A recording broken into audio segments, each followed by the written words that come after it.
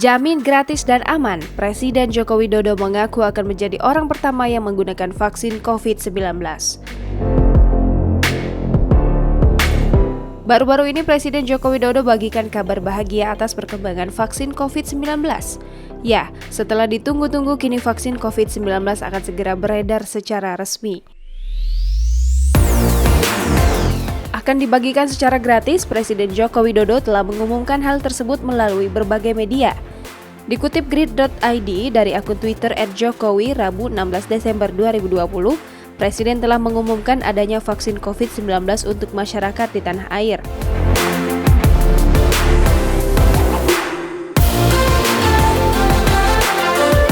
Disambung melalui sebuah video, Jokowi akan segera membagikan vaksin setelah menimbang keputusan dan masukan dari masyarakat.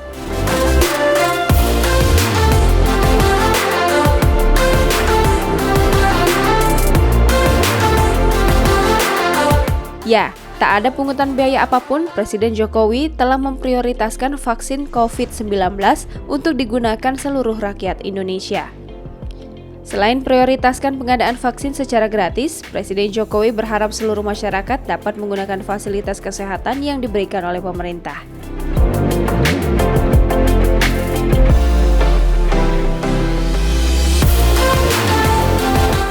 Presiden Joko Widodo jamin keamanan vaksin COVID-19 yang akan segera diedarkan itu.